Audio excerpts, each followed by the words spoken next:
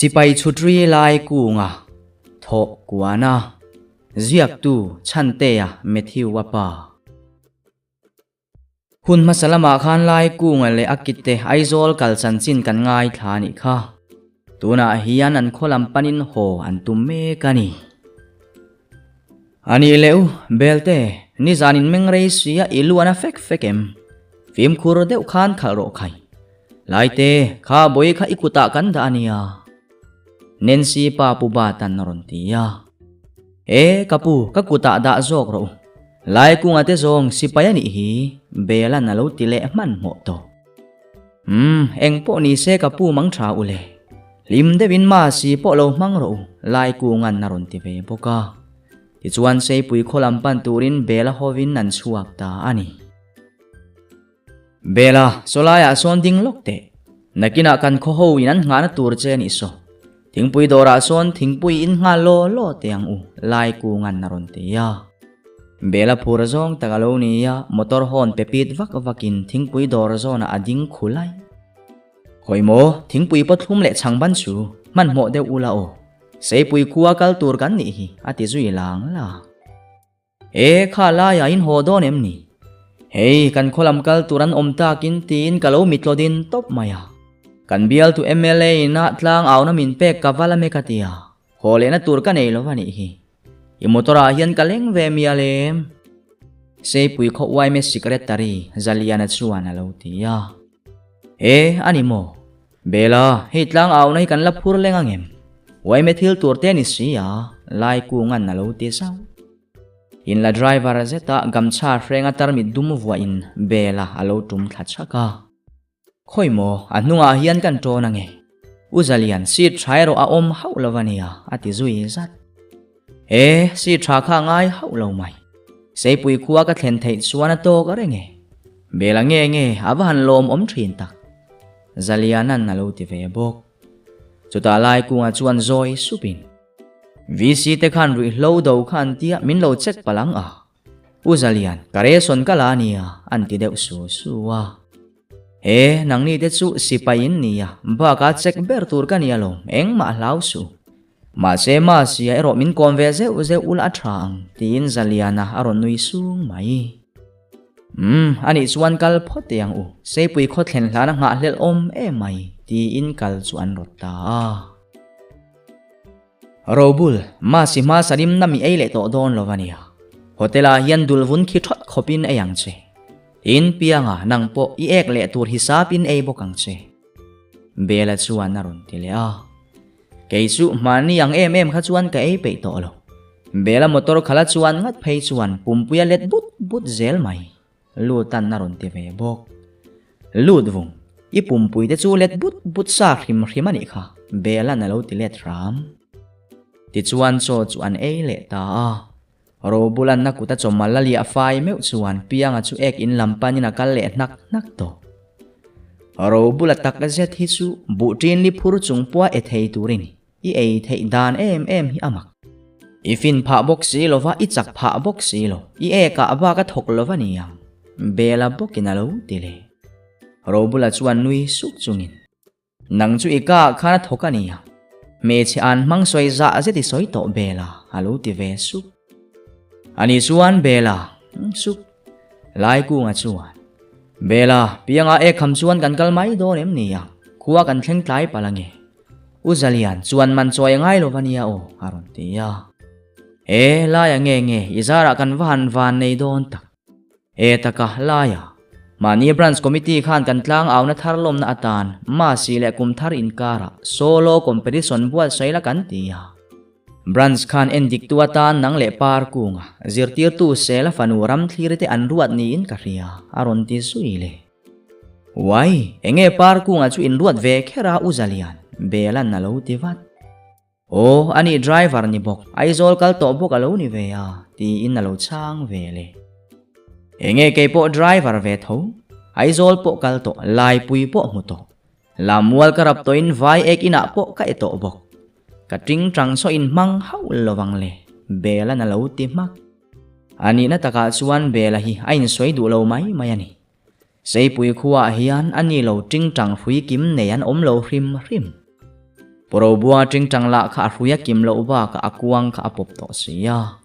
Bela hian mana phal lo vai chuan an dong ve thei tlat. E khayo bela chutia lo ni mo. Parku nga seite khuwa ain I khan zo ke. Komiti na ka lo soi le ang zalian at chuan na ron tiya. Chuta bela chuan. E taka uzalian. Nang chu puvela skula pol thumi pastiro. Sipay ni ve phela chu lai ku nga ai ni fingzok dayang aron tiya anui dar dar. Ti chuan tluang takatlan zelin khom makonan thlengdon ta a. Bela darli alari lo deu zundam thiar lok tiang u. Nensi po zuna chuak to ang lai ku nga chuan naron tiya. Laya khoen lai sei pui thleng thei om chun kaniyang tin bela chu ading deu utat. Nia ma se no pang hovin min muak don lo bani hi. Zin ho ve mana muak tu han nei lo chu lu tan na lo titlat. Lu vung I mo lem mo ni. Se pui ko na mi tam wang lai takin kan lu don na lo. Kalvat avat teang u belan na lo ti thung. Ti chuan kal le in kot chua chuan YMA le VC ten lo check chuan tum tange ya. Ma se zaliana chuan. E uring lian che kan ngai lo ve. Athon vekin hei engkim min ron phur sakani hi alo ti vat. O kan khwa lo lu trim rim chu check kan ti kha. VCP ring lianan na lo ti ya. In du le check ro. Par ku nga lem voi khat po in check ngai lo. Bela na ti mak. VCP ring liana po chuan adar chin deu a chungin. Kal ro. Ma se ma sia in rui awai chuan kan manang cheu aron ti le ra ma. Zaliana ero chuan nui put pa in. Bela ma si zan chu aron ti zoi sup. Ani po chu eng ma soi lovin na bunguta aril ruero chu avahan kal thui tak. Wai mele ko khan ang te hian sual hi kan huain kan do vek. Ma se mi mal angiro chuan kan do ngam lo. No ti zuar lu me kol sak tu te hi aru ka dor tu kan ni. Kan zoram hi mi mala ahar photanga ya ni hi atiya. Bela lal bel lutung ding ro imo lami. Hei kon kan pel to hi ro bulan na ron ti. O ti pal lutuks tin bela abek let le. Nau pang ho ka kalson te u kachil mai tur chawasin. Motora beirual po inni to lo kha ati zui chat.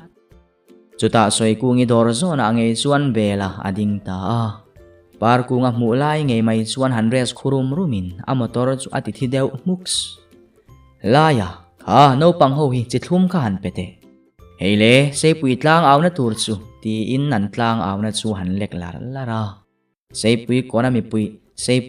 mi pui om te mi chu bela afu vek. Driver ni ava hantlin don tak e. Chuta lai ku nga chuan.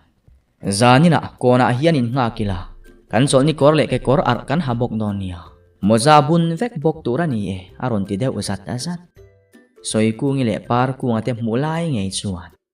Boy kahan thang cheo ti in Nancy chuan mel zawa. Soi ku ngi chulo hoi taw deu ma ni. Bela hi ma si main ai zo la kal le seo alo ti ve mak. O kan kal don renga lo mo le par ku nga na lo ti. Chuan man soi lo kal ve cha om. Soi ku ngi bok kin alo ti le. Chuta par ku nga chulung oi lo chata han ner nungin. Soi song ho la ka son I thonem cha kem ni. Vok cho bel bul thenga ka keu nui ni hi ati bul mut. Soi ku ngi la lo duai du bi kheksu. Lai ku nga te ang ni velo. Wan thu mi cha khum ji asu par bal alo ti ve ya. Par ku nga ahoi taw deu mu ta. Kanu lai ni kha alo ti ve mu. Chu tiang chuan lai ku nga te thian ho se pui kham bek chu an bo ruwa kari hal mai. Se pui kon tlang vale tual upa khu mate ku nga te ba ka nula ho ti ti thleng nan luwa khat ve kani. Ke chu patelayan thala kani. Pabela le paro bula poin an nei bok. Lai ku nga ufa chuan ti zata zata. Ke po ka mu ve reng. Ai andar thalang bial te kha. Nau pang pakatina lo ti vele. Chuai chuan ke chu an ke kortlang ar kha ni. Eng tin nge mo an kalpui thiam zok le. Ai zo la kal ti an riat e. Ni e nau pang ho zong ti po an luwa khat ve kani bere. Laya di real lo join e to em. So me nei thamang si lo hi in 8 lai venaran ji ti in bela alo luta. an chana po ngak chuang lovin zanin chu radio i ka khai chuak ve ya ka her nun thiam ve tho karin ka pachun aizola chuan mi zo tongin thuan soi sin heta hian ati zui bor lal bela thien hi chu lo lu ro kan ti te ngai chang ve la mole lai ku ngan na lo ti ya o i du le lo lu ro ti la ni mai lo ei vat ro ha ka not te khain ti kwal le ve la nge kamhan bel lu tung zanin chu ke man motor ka khalang ti chuan chuakin se pui ko la chuan se pui tlangwal ho chuan lo ding bial deuh tu awa laya so enge ni buaina omem ni pi te vakte bela chuan mongkan u chungin naron tia upamam kunga dor ko ta chuan dingin kia he tin bela zuang thathar tlangwal ho chuan keu deuh sota enge avati deuh chul mai mase engdang ni lovin robula le lu ta ten an thala kan lo phor ya lo ni ya robula chu abike lo thut kap je utin atong zuwa o enga nge mo in oi lo ni bela le lai te poin an nei ka ti chu ai zola mi ram thala na min lak sakani hi halak na ne ya chumi manga min lak sak chu alom alo tinung nunga mase engtin nge heta hian nang ma ni lem hi alo om thei ke chu kol ho doi ni karing tlat a khoi po ka khoi du lo kon veng tlangwal pakhat suan alo ti ya ni ai zole chu ka kal ve fawa khatiang kha ngai lo hrim ro bul khata in lem om tur khan tu nge zia kuwa tep chup chungin par ku ngan alo ti ve bok o in van mol bertak par ku nang po lai lo chutri nu ai zoli la kal le mi alo tin nang pa ve kha kol doi ni yang iti mo kha kumina sei te po ila pel lo vani lom ni thalak na in la mu ngai lo wang mai ani kha robul ak dai ro hung zinga piring vorsu belan na lo ti mak sei pui tlangwal ho chuan trik po an tingam to lo hrim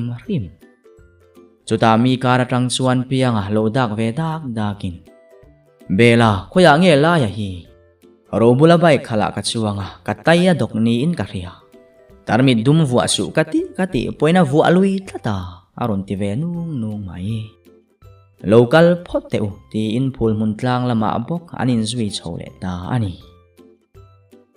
laya zalin churam pari alo howa irim teang u lu tanati me kalain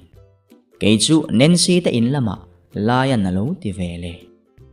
dirialo anne yang che rampari rim du in rim ula ma sila vai ekina ka ek thu kha soimi asu ang cheu laya keini chuan siam kimi kan rimang ti in bela chuan no chu atlak pup ke chuan rampari rim ka du ke korte ha phak chin lo rim ka pe love aro bulan na lo ti ya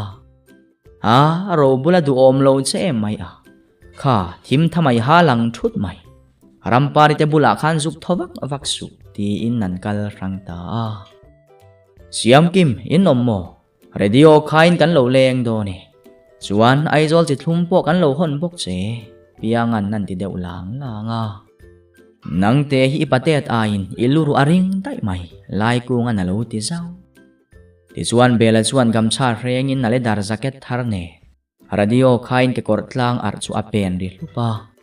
tin nani pianga po sipai hlo nei lai ku nga te ho zara ababu kalvenga ngak mai siam kimita in hi marveng lam man niya marveng lam tlangwal te po an lo om nual bok koimo siami ibula khan kalo thu te ang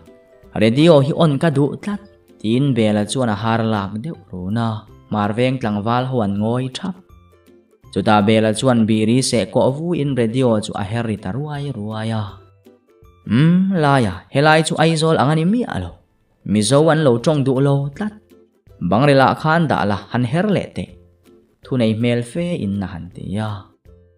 bela ovri mai ro bataria zo palang tin lai ku nga ameng si su nensi bula lo chuan atlei mol lovani e taka ube nangni aizol kala kan sarkari na in thandon an intiam cheng somthum vel te khan lo soi ve mai mim chi ba ka atho khan atan cheng ni le duli sarkari na semdona adong du chu kan party alo lu ro VCP na ti tlangwal pakhat suan alo ti ya bela chu handa ka wa engtin mo cheng somthum sem turin cheng ni le dulian sem don mo Laya kha Nancy pai na soi SDEP kha aniang karei le anin tiam ang hi chu an ni lo mange vai mim chi le cheng ni le duli chu cheng som thuma an chan tir ani mo kan VCP la hi party ti reng mai ma si ma vo zon atan seman tumaniang chu alo ti le threp siam kimi pa chu alo bu ta belte khoi mo i vai lo zial chu min lo the te driver ti taka thil hi re mange ke ni mi re thei te vot zon nan min manga an thakhat lo vel lek hi kumnga chunga in to del na atan min man tiran tum zui le ta nga la chuta po akim lo mai ni lovin chan lo aya tlang ku nga tiang deu lekin an semani hi chumi dong tur la inan party min ni alangai zui SDEP hi aming mai mayani hi alo ti ve mek bok ke chu lai ku nga hi VC tak lakatingot mai SDEP chu soilo central india mi khamia tanga kan mu tur sum ni som sari le pani in lo na te hi kan la har thei si VC te hi an lian thura puring lian a point danville cigarette lo chu ajudu to mi alo upa ve si marveng tlangwal pakhatin naron ti vele zanin zet zong an ngai san te ma marveng tlangwal te anin chak da ve ani chuta bera chuna gamcha chu freng thamual mual pa in tun lai VC te chuan ma son an ngai tua man lo VC ni hian ho sakan tum tlatalo tin kan sarkar la ni sela SDEP sem tak om heksu an sem chuna la cheng ni le duli an sema chuta party mi tan chau an la ti zui aron ti vele chuti line lai ku nge ero chutap chaklam hoi na thungoi deu ngala achang tu pa tong hun khala ni tlat lovani oi o ubel in ti kalo ngai thatui lu tuka thingpui pek na chang reng kalo khelo cheu kha kurtai nen hian in teu siam kimin naron ti vele nia kanin tong dang ro lo mole kumin chu siam te mong soi la elo wang ngoi ro kalo hon ti rang che driver nia ramlama ring rol hi ka man box si lova tin hoi wal chungin thingpui sen chu adon rikhal khala zep na kemo an chol ni korle ke kortlang arle phe khok nen kha an ni tlat chuwangin marveng tlangwal tan po ngai san lo chi kha ani lo rimani chuta bela chuan siam kimi chu mel aral pa in kan khuai kan haranga yani sarkar tra kan chan pual kan chan ve chu soilo an chomal thau kan in chua party akan tong pong ru ve ringot heng hi kan sim ve ka nga yani aron ti suile tuna zet chuan ma lai ku nga atong hun ve ta muang changin tap chaka chuan lai tar eng thei chu han tal eng pha ta ku wa mom makin ni bela soi kha adikani hey ni somni pasari in lo na te hi kan chan pual ani ya VC kani ti awanga an du za min po then sak ngot te adik lo hrim mi pui te la kan diklo tholo hlo la kan poi sabok heklo kan dil ruput mang te hi dikte se ke galo VC chuan langtlang VC ka siamang aron ti hul ha ni laya nang ni sipai vairam huto te VC rup mai ula kan khuwa po hian ma so na tuna kan VC te ve hi zong in pan khor ele indos pati bak nan nei lovani hi an contract ve te la hi ama ainan siam chezo ka zia siam kimi pai na lo ti vele ke ni ang te ding ila min vot ve du don em ni eng po ni se medical pension te kan la nga ati po kan la ti ve ang chu ti in lai ku nga anui su mai ubel khain ke kor ang kha aizol lama an uarem ni chuan kan naw pakhatin aizola ubela kal suan lai puya muan tia atak takani em marveng tlangwal pakhatin nalo tia chuti laya bela mit menga phurna chu SDEP cheng som thum dong tur ang mayani muwe aizola sipai mun pui berso ka fang chua galo an lai pui ke tela chu kan motor ke ai na liana amu chua na kuala ani se ka lu aleng bok aka na ero ka mulo ti in na hoiwal aval chuta ama avek chuan kan ke kor ang himo aizol tlangwal in an havek helai muna par ku nga te ang lo in hazui ve naran hi antun lai lo lutu nang ni po ka jin le huna puan than min chaula puan thui te bial hne na in ti artir vek don nia aron ti zom le marveng ho hi tor na mena bi team te khan nia par ku nga so ka nge nia kanin khel khan kanga la min rap zu ta sei pui ho hi ka vel ve kang cheu min ti an lo ti sap sap lau reng reng su so tiang mi thuna posi po khelo de su la ya hina sop le ma ya takana football ni lo ball ben chi yang hi la ya hina ron ho na nak tuk tlai lam chu sei pui ko na kan beng do nem ni ya kan thuin oi chuan nang ni ho hi kan ho te in niang ti ro la ya belan na ron ti zom zat in pe thu le anet zana tur percent tuai tong riat vela sang pani lo sa ru o aron ti vele mar veng rol thar ho chu an van phur mai mai tak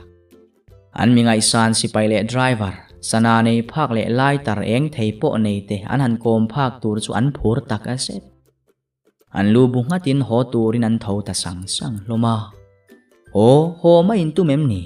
in ti kalangai thatu ya sin ti in anin tha ta chu ta bela chu an nui deuh sun suna laya piang anen hian chuak ro van piang kha thing pui te hi in ta che ati zui zat ani piang ala azu in kha lo cha thlak pui ni in bangrel nge ngin na lo mu hil ang bui mai awan mel chiat thlak tak van piang le ika khan karon zung jok do ne moni laya he pai phur hor hei achung te an mut to hi ati man chi ati in siam kimi aron lut vele oi upiang achu wa han mutui ve motora chuang chawani yang mo aron tia chuti line bela ero chuan piang mutlu narbur bur chu tui sawal le wa han chak tak engpo ni se siami piang hi heti hi ni mai sia aro bulate na riak ro se bela tikhan lo omru o lai ku nga chuan aron tia an sana po ngak lovin lai ku nga akal ngal na la fel thapa kongka kharin afai fu kal zui rut mai siam te local te hei thil te kalo hon che nia tin bela chuan siam kimi chu apot deu chuta ubel hei pianga hi bagai toi nu ten min thi kang alo ti sa van pianga kha sab zu in ngai lo vania achat thla ni kha tin siam te toi dang ka nei lo imai na be sein na ni kalo len ni pin moi le afghan snow kalo hon se ti in na pombe ta thlop lalbela driver hi apuja fu do ne akut la chu lai kung akut ai mai na le zo ke moti mai turani tamei enga chuan khap kal zutin ubel khoimo oi itilom hetiang te chu ka phu velo vasin ti in siam kimi chu omrem ret chuta azet zong lalbela engkim thankin to nuwa me chepang tilum ngeng ve ati sana chu ain pe ut mai avoi khatna atan siam kimi mui chu apet ve ta lupa siam te nang lo leng dang hi kalamel lo ti in akut la chu afufu chat mai tlang nuam aper kai pui do nem ni ubel nang ni chu driver te in ni ya khopui nula chelo deu te ati mek lain belan mui kumpu tina kwa bet zui thuk athok dan huama chuan lal bela chu adik to mi alo ake kor huk chu phel a han tuma siam kimi kwa adu boxi awahan in dai lo tak tuna takhi chuan vai pathian ban som nei ni thut sela awahan in ti tak siam te zanina hian kata niang che ti inna kuai mudon ta ani siam kimila chu chak ai thi khai ang lavani to ma se belana ake kor huk phelatum lai takin pianga aron thohula ron khu deu khurin laya ava vot ve kadanga rolu tup aron ti tham truak mai siam kimi chu perte ang ata in per thovin na thumar ota chuta apuan chu siam rem zui le in me chu achem kumput mai ani bela po chu ding otina ke kor chu alip chhofua thin rim zeta pianga mel chumi van piang katal lo zok don se emmoni ati su pianga la chu nar zui su kin na chil thia wai dua siam te local ro azurui che tong vai ni kha ti na han ban le ubel achi lo mual pho lo ba ka nula si ni pa min nga yang ti in siam kimi halo tang trung to bela thin rim lutuk chuan piang mu thulai chu thom vung ti dota pek huk tuara wa han sak tak chuta thodeu huamin siam te kata niang che ma siam midang ar kan pui mi asu atikul ru da chu ti lai chuan pon lama lai kunga alo fai fu ru ta reilo te aron lu zui ve le e bela pianga chu alo la har lo velo motora hian kan phur phei mai don em ni yang aron ti lu ta har lo he pa hi thiana tangin bana trang kai na pakhat ma nei lo ve bela na lo ti vin lor mai pianga van piang thor nang hisab zu in ve tlak poi ni lo ti in a soi nok aya analu tuk lal be ka tho don reng khoya nge ka aron ti ya khoya mai lo tho la hoang tin bela na phi tho lo avan ma ke o lal be ka tho ve thei reng avot si ka khur than deuh phung to tin pianga aron tho chuak ta oi o upianga chui lo mu hil da ya thingpui ka lumang che kha loin ai lum ro siam kemin naron ti chu ngai lo ain khur lum mayang bela na lo ti mu ani phot siam te i phal chuan zan danga kan lo leng le mayang tin lai ku nga chu a then nui su nga e te reng mai ke ni runin lo kai du te chuan lo leng zel ro ani le mang tha phot ule aron ti thop sata ti chuan an ni pathum po chu an chuak ta ani e pianga kan lal bel at chu abahan che fu teu ve lai ku ngan naron ti hluk pianga chuan mei zialo pak khului chuan wi sung chung hian ka tong vai der mai lo chuan ka mong kha kham lu tuka ka che du sia ka tong vai ta ni kha bela zong kha a khe var ve viau mai alo ti ve bok ani bela thung chuan van piang thiana bang khatiang za lek in si i cha thla ka ring lo reng ani lai ek nang po ila rek khopang alo ti bul mu lai ku nga anui put puta pianga tong vai der la ya iposifu lo zia kha pathian local thut phei sela chu iwa han che lai don tak aron tile bela me po hoi velol lol mai in ngam chuan soi puang ro piang ek in bu khu ka phur le ta ni mai atinwa anwa atu khuwa alovara tlang awron awlau lau khai tuk in zinga tang ini somsari le pani in hlona alak theye VCP in zina dua wangin voin ni alak fel vek turani aron tia upamam kunga dor hong chu an zideu ara ma si jong kanin hal thei do ne alo ti ve su chumi zinga jet jong VCP ring liana chu a hoi raja nga mai kan sarkar hian mi puite min ngai saka ma si kan man nom na atan ti hian ni somsari pani in hlona an sem mani hi ACDEP dong tu ten hena po sem fatani yang aron tilang la ma se pathoi de nga chuan kan sarkar ti po ni lo ti hian in soi tlora mi ku mu ma parin tumani lek hi a alo ti hul ha e kha uzalian poisai han lai lo in tlang aw na chuin fit to em lu tan na lo ti ya an ni thian ho po an zan lam thuam nen sei pui ko na an ding khom lai an vai mai chuan tar mit dum voin mi te mit chu an va han la chiang tak ania voin lama kan fit do ne chumi nuwa chuan kan committee zui do na chuan bela i ting tang chu mani phalang tiro ka hello le in do rel dana zirte po ni yang chu bela na lo ti ve mak an solo competition na endik tu atana an ruat lo chuan a man tir don lo hrim dule ting tang hui kim lo akuang pop to puro buang ta per ro se ani par kunga se te khuwa mai endik na tura ka ting tang ka thong warang la belan na tia aphun bul reng mai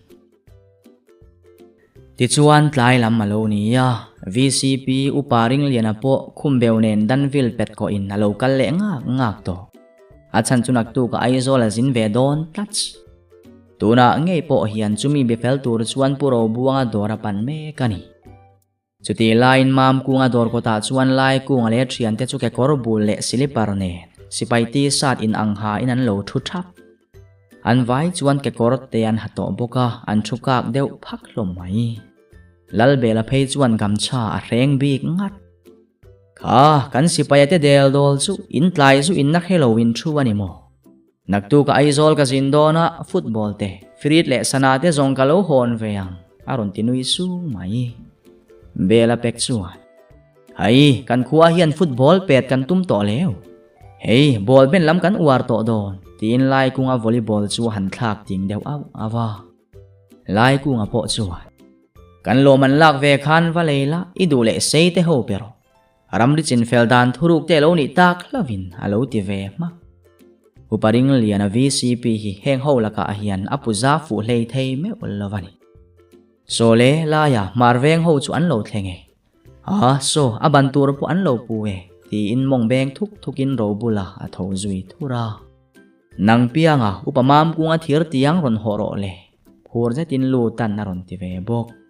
Chuti line VCP ring liana ero puro buanga dora hoi zum duk mai. Tin soi kungi dor lama tangin par kunga te ho poinan lo mel ve deka. Lai kunga le ho te chet tho dan chuan sei pui kho ho mit chu avahan latak. E khai o kha ulai bol chu in beng don ta imni. Ai zo la po an uar lutuk. Nancy o ani tlach. Lai kunga ain per tho awa. Nancy ke inin lo chukani mo. Lai cho ya lo ruai cheka tumasin. Engain lo ti don. Nia inaw khan bol an beng don atia. Choi main kalo en veang cheu ka ti deu. Anui sen mai. Chuta soi kungi mu lai ngei chuan. Hey, kapamam kunga dora hian lo thula. Che thlum mi lo muam don nia. Lai kunga natin no na. Chuta le, lai lam, sei pui mi pui te mua chuan bol chu an beng ta ani. Ro bula enjoy ching thin lutuk chu en no matling tak aset. Ben fu ai ma in ake korte ti lan lo kha lau jok tlatani. Chuti line VCP ring liana chuan.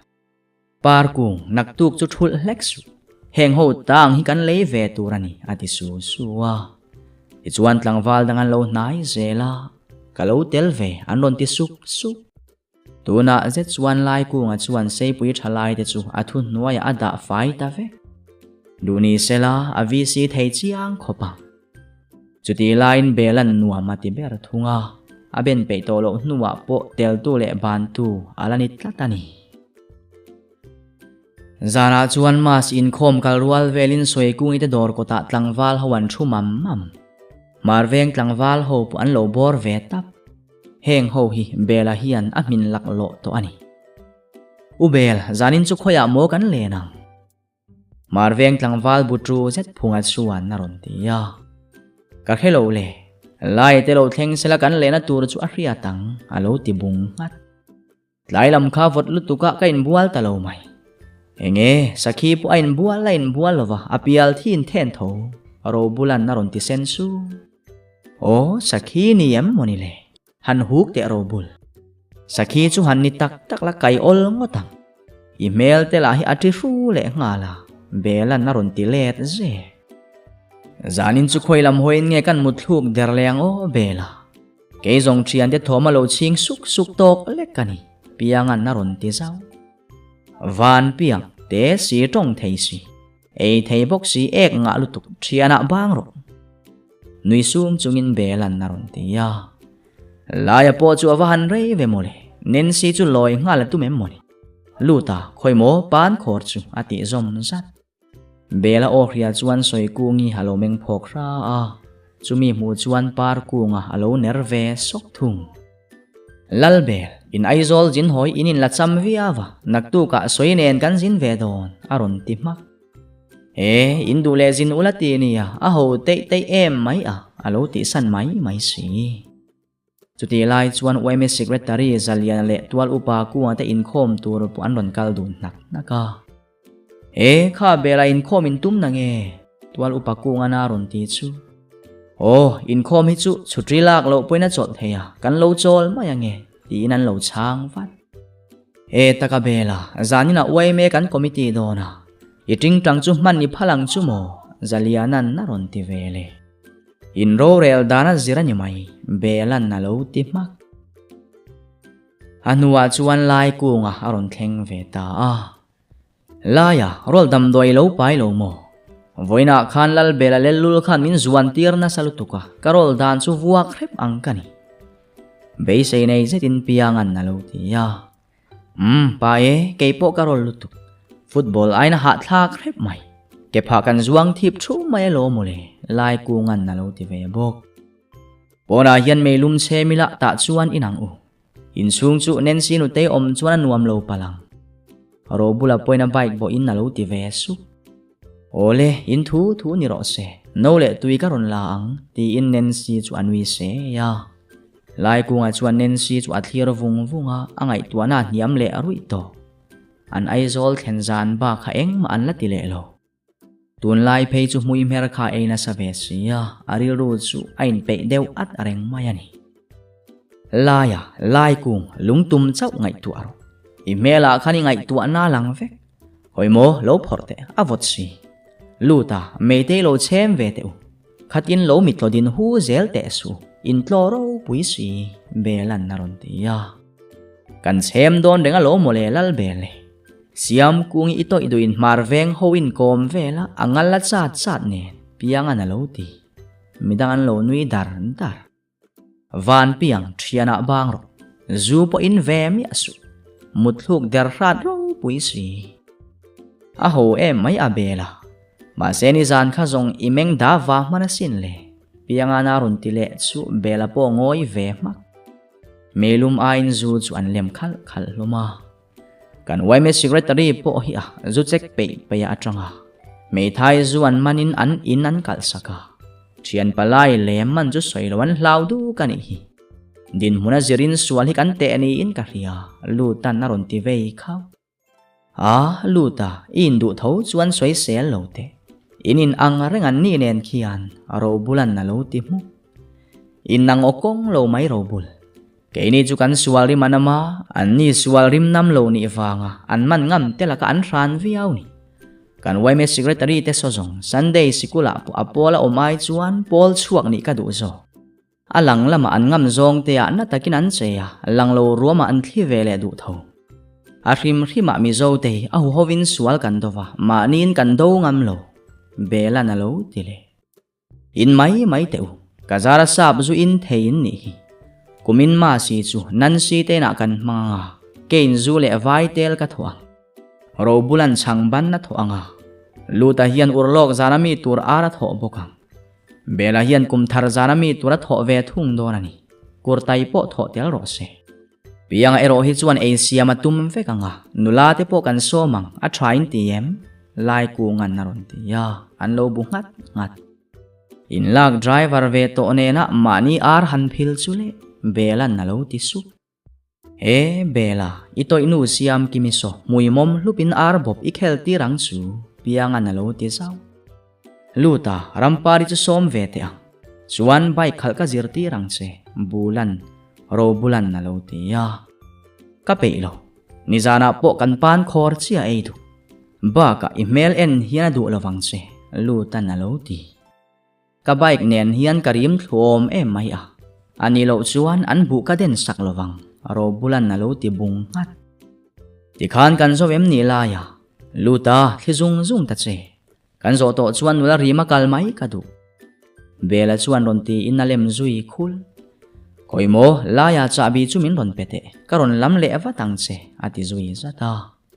kepo bela ka local ve donia pianga na lo tinui sun local lo la ma sia pa por ka leyang che tin bela kal mak lai kunga chuwa khisuka nizan kha chu ate ove kher mai alo tinui sun tiro keini po luta rampari chu izurim te ang ro bulan na lo ti ve bok awama ke o ro bul irui deu yani in mu tha em ni dar thalang in NG aro ka ti kha baga sa prong man kher tum to mi asu ti in an ni pani po anin phur liam vele ta ani chuan la ya hei kan tlak lol wange Nancy nu teital son min han hu to ka ve sela ti in zu chu adot rikhul zu la hi atui lo sia pumati sabut but hi ani mai rilo hlavin kan ina kan rui la in kan asi aron ti zom zat pianga chokalama Nancy nu tei ko mangche ifia em ti inan lut zui le Nancy karim tuirim phrephak nge thru in langlo lama tangina kuai nai sawa kum tharwalin ka rudon se ania o ipa point ka kuta ada to che kum tharlom na atan lai ku nga hian nei don se ani ti inalo kai deuh to nen amita khap ban chal Nancy chuan buk ngat pa in tuna zong ifa ngei ka pai sia I thu ni ro se mà sẽ ít chút ria rộ chuan aron ti zui sep lungai su ka lo hi dak ina ka lo thon ze lang ti na kwa nai le chuta thim lam hoin nen si chu han pe dak sia akut laina dap thel lo na samai si lai ku nga hi nen si nu te rian lovin a che theangem heti mek lai hian sei pui branch wai me in tlang auna tharan ne wanga solo compression nei tura anro rel chu amu mal theilo sei pui VC le NGO dang te an som ve a an be se ain thutluk na siaman har satlat he khai wai me khwai na ro rel kan nia politics zong in lalowang o ti in wai me president tual upa ku nga alo dinga ma se VCP ring liana adam theilo lai ku nga po ti to na ka lain lalbela driver luru ring satli aringot engtin ngen endika par ku nga de chuan ai zola concert pu achim to asin athu hima lai ku nga le lalbela ti reng mai anni ngot in ti don chuan kan khuwa solo compression nei tur po ka khapang aron ti bur mai o khati zonga thluk turani hleine mole bela chau hi kan khuwa ting tang hui kim nei om chunani ya man na phal lovani chuan solo compression po kan nei thei don lovasin puro buwa tring tang han ti donila a hruya kim lo mai ni lovin an nunga pop boxi ba ka par ku ngai i ma the fawa seite khuwa ni hi helaya hiani VC nuwa certificate le maneya ni som sari le pan in hlo na ka te aneya vote te po anei ni in minan riasin sei pui khuwa sei te min ham than an chang hi an hre thiam lovani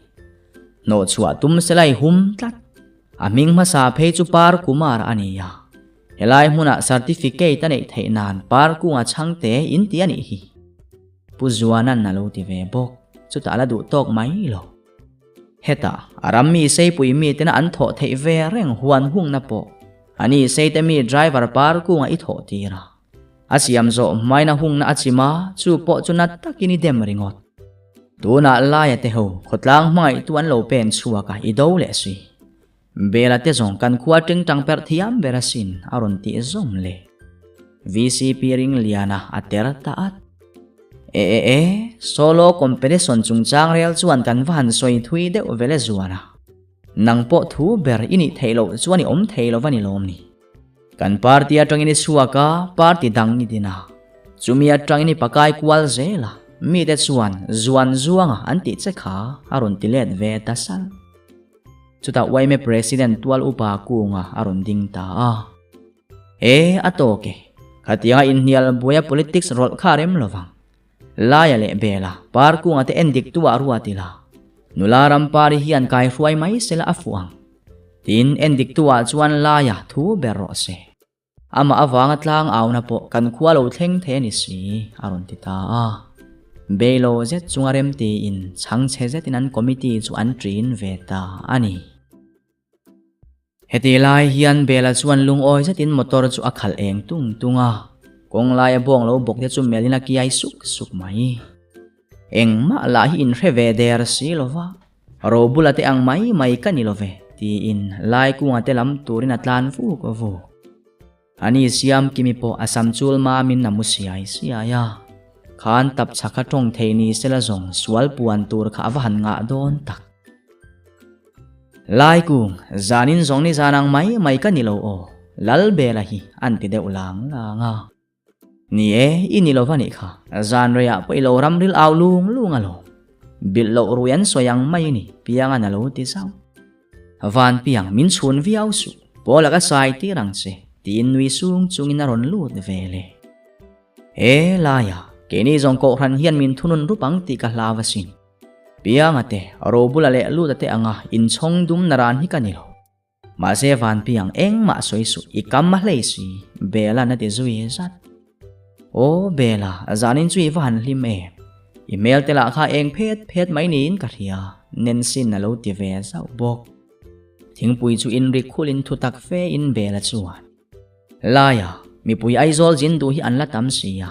ilo in tiam velak lo to box inen aizoli ka service don em nia tu te mo cheng som thum sem tiam ang lek ni ka du lovania aron ti ve ngal o chung de chu driver nia I thu ani ma se par ku anen hian in bakai mi asu nak tu ka tlang au ti rang che lai ku ngan na lo ti ya laya nang po chun zan zo ma helai huna tom mareng lo tu in veng la mai wang lu tu kan ti bela na ron ti nui su ani phot nen si kan bela hi kan ngam thot lo wani e ni zan lama bo thel ang thua ka ti in anin zui chuak ta a khai tlang a wi lo ngai thang u nak tu ka tangin driver bela ai zo la kal do na ma si ma zonga kal du ta na thlonin na kal theya tin kan wai main tlang aw na thar kan nei lom na tan solo competition ma si le kum tharin kara nei turani endik turin si pai lai ku nga driver par ku nga le driver lal bela ting tang nei te an ni don bok a huai hot turin ai zo la om nula rampari aniang sei pui khuwa zai mi zong te tel turin kan in so me lom manatan pakhat na cheng khat pani na duli pathum na siki aniang tin tlang aw paron aw law chu ro bul kan van inang don lo tak driver ni man hi om thi ipian hulama engma ila endik velo tiro belan naron ti ya upamam kunga dor kot nilum ai hawan then tha mai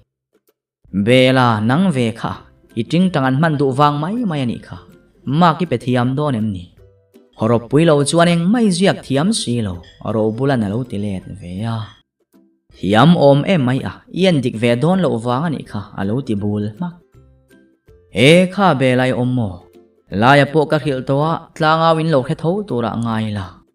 endik tuwa kan ruat chewa iting tang po kan manghal tura kan ngai chuan in rin zanin khom bana tual upa ku nga te na in mu khom tur o weme secretary zaliana chuan naron ti ya ole ka ting tang khui po athar ka lo vu ange naktu ka aizol kal katuma in rin nia chuan lo ho man katumang tin bela hoi val chumini ya chuan bela hovin motor ran sila ke korte nen sentu ta wawa anding thai mai nensi kha siam te khai thian nu turani kha masia po kan bula tel don ro bula ten rampari an lo som thei phei chuan kan kim vi awa pianga eroi nei siam bak thiam anei lo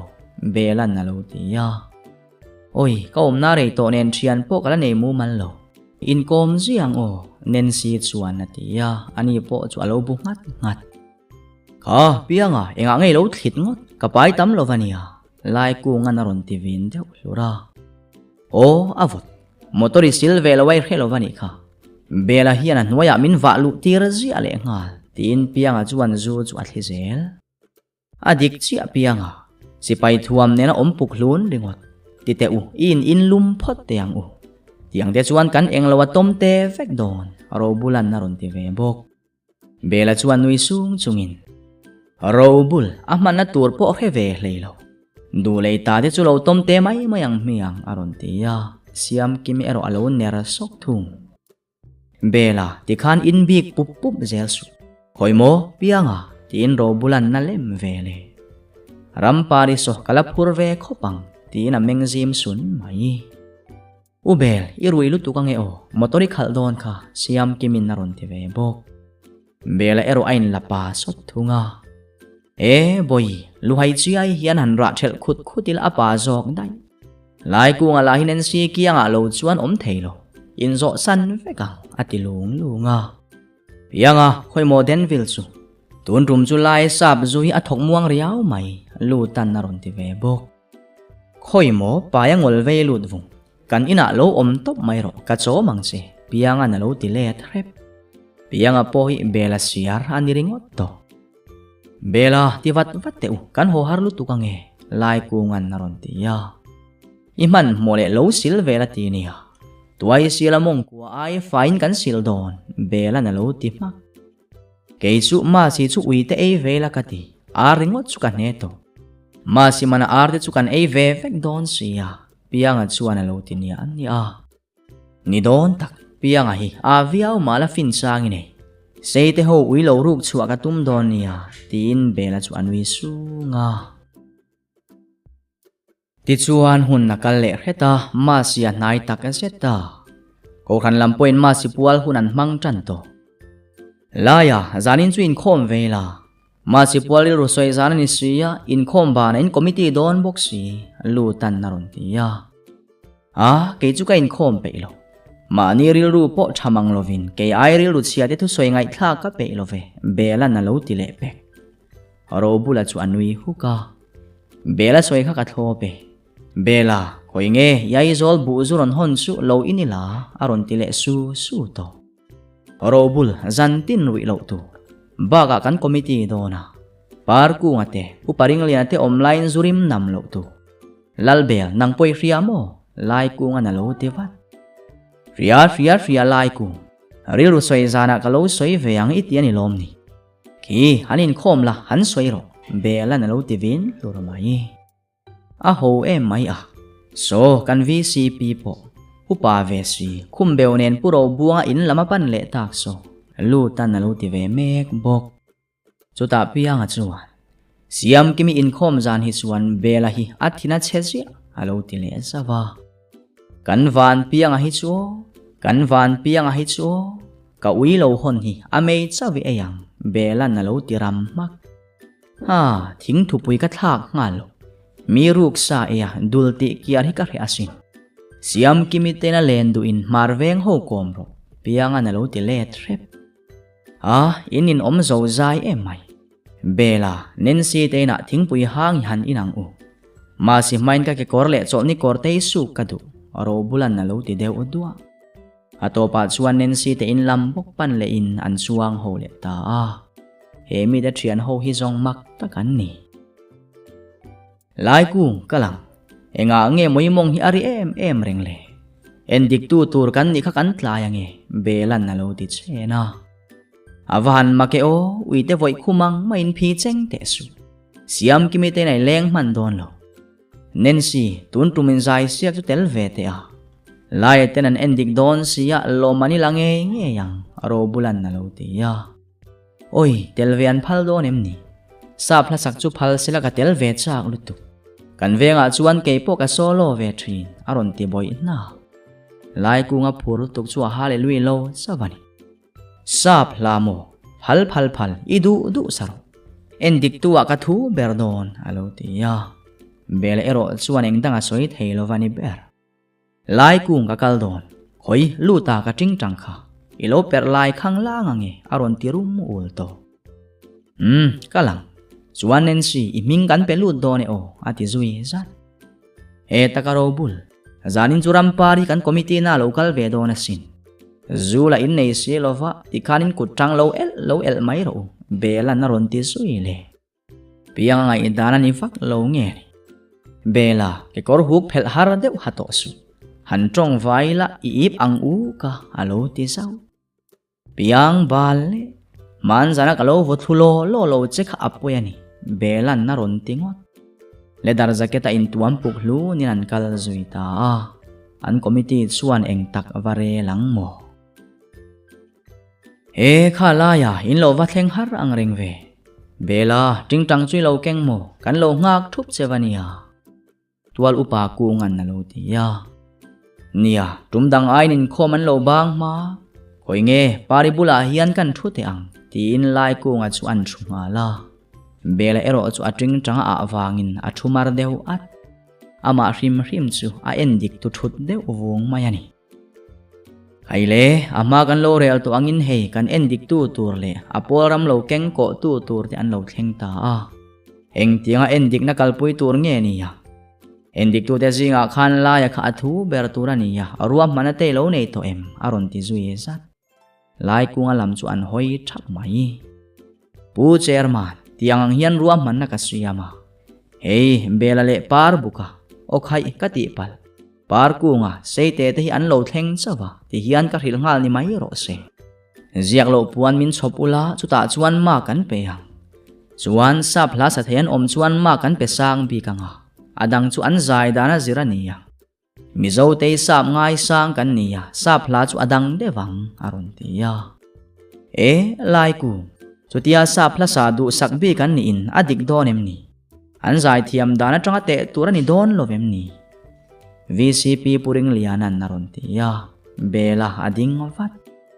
O nang ni po SDEP dong turin indu sak zong in party mi alo min thun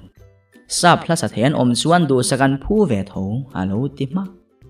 ani le ziak lo puan nei ma ila engin nge kan ziang par ku ngan alo ti ve le o ai zol khai kala ni lom ni fountain pen te chu lei ve ta che ming sai ni thiam em a endik ve lo mai te kumar belan na ron ti par ku ipuro buanga ta ho mai ro Aizol kal to driver niya ian dik nge turani VCP naron ti vevat ani chuan soibel du in la nem tualu pakungan naron ti ya pu chairman zai thiam te mai ken saktu le lo hun rem saktur kha mi ruati la ramparin naron ti ve bok ani don tak mo aro bula le piang ati an thang lu takian tingtang lo pezel bok sela ani aizol kal to ani bok ne belan naron ti vele chu rem titlang in an committee chu an zo ta roi the khama sei pui kona inzai siang na tur kan sia manga bela tingtang mangin kan inzai sia kang tualu pa ku nga naron ti mek line het par ku zurim minam tat endik tu turin niya zui inte chuana diknang mole baka wai me ten an check lo chem ni belan naron ti par ku nga hoi buai nak lalbel nang ni po an check chewem niya VCP ring lianan naron ti ya cheke le eng man man lo belana lo ti chuan VCP kaniya ka chuan na ni bok an check lo wani mai thil reng hi lakheu beu thei viau su aron ti le wai VCP ni wangin dan chungai leng bi kem ni dani palzu dani chuan kaman thei che hetiang par kumara helaya alo omta ka wanga parkung a changte inti I hum theina umlo parkung irui avai chuan ka vele angche lai kung an alo ti vele VCP ring liana ameng khup lupa hemi te thian dun hian an laking thladon kho khai in sum tlang teu in tho ho don kha puring naktuk zinga mo tlang autur tual upakung an alo ti wat VCP ring liana aron hoi chuak deu wala nie aurangil atrang SDEP po massive mind kan semlo chuan helai huna lo tong thau satlia te hi an ngoi mak turani kan sarkari na thutiama ti lo tling zele naktu ka chuan VC tena SDEP dong tura an than te kha in khom bana VCP na kal khom tur tin lo awang che aron ti wal aval lai kunga angoi le theitalo ngoi te ka paring in thandona khan chung ko tinin dong don cheng som thum in tia in thana hun le trap tia cheng ni le duli in nin sema chung ko tin chu soilo in party lo lut lo te in kalkana ti hian ka maya uange in la tiania zakro ti taka chuan kan MLA te thakhat lo u orin kumnga chung in todel tir min tuma chu ba ka abikim point in semlo in sem chun hi in chuana tur a in za na turani mira thei te mai na intia mi hau sa le thau phana atan in chele si lai ku ngan na ron ti mak bela po chuan ke chumin thang ve sela kala lowang ma chi tholom dai ngor ngotin ka in to del lowange kandama party ti reng mai hi ka ne lutuk alo ti ve bok VCP ring liana chuan han chang ve vak don sela mani maya se te boru aka an laka khan tlom e kalo thai to sia han ngoi bo pui ngot don se khati er khanan lo ti boxi o cheng som thu man sem don lo wani lova ain do tin an sem don ti na ni chu parkung ikal te ang ti in anin zui chuak na an du le kal dai ro se enge mo hle ka thil reng an la politics a an thil ti le an ha tho zong kan mu ve chiang e mai lai ku ngan na lo ti ram mak Masia nai takase to mitin boruak chu azang khaiwa sei pui kho kona ball bank clearin rampari alo chuak po pheu herile menite po soi kungi dor kota anmeng dur ve hiam bok solo competition a tel tum te ming list aktra tin rampari chu a hoiwa wa konvenga soi kungi le meni marvenga pabuanga le phunga damdoi venga nensi te chu alang sar zualani bolan ben na sira chuan bela chu atring tang akin tarmit dum ne na ding tlelat renga sei pui boruak chu ani deu huau mai ani chung zinga chuan lai kunga te boruak chuan kil tin na lua khat thung kha ukhum khoya ngen kaldon ti in tual upa kuma pen sai lar su lai kunga na lo bia ko khan tlangau kan awange nagtu ka ma si thing phuranga ya na lak te toolbox si ne ke tri pin hatlang ka ko do ne poimo mel fe in naron ti ya animo kamotorin khom ma kona kan lo phurange kan hatlan ve na ni mai lai kunga na lo ti sao he lai te izara kan van ha dam don em ti ina kal sui le ta nakin loka chuan khai ko khan hatlang in ria tirna aron ti khok zui roi chuti lain par kunga chuan soi isolo huna englange sakitum aron ti ya pathian lalo te ka sakin love song chuka sadu te ulo soi kung ina lo ti baklak par kunga chu anui put puta alang lama inin la gospel ema vok chobel bulaka keu nu mai ati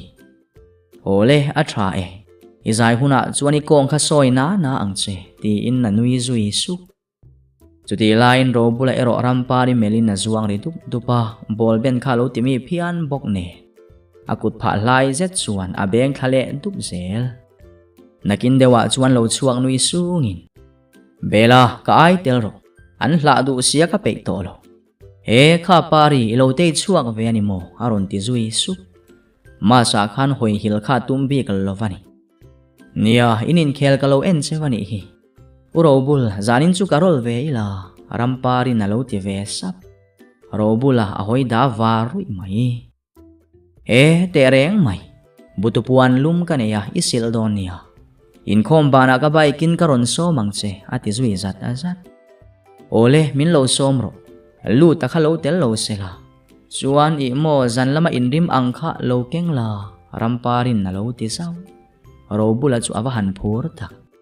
ole kalo tumang tina bike chu arap nung lura hoi kawa thang che parte I halu tukang lo chuang ro ati somle ti chuan chuang ta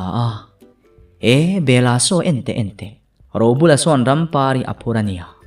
anin berusu suwa ti sona phur thei mai lu tan lo ti sau kan robula lelul hian zol idea ne ni lo mo nge nia chou ak thrang ka chhara zok ni rampari temme wan phur ve tak chu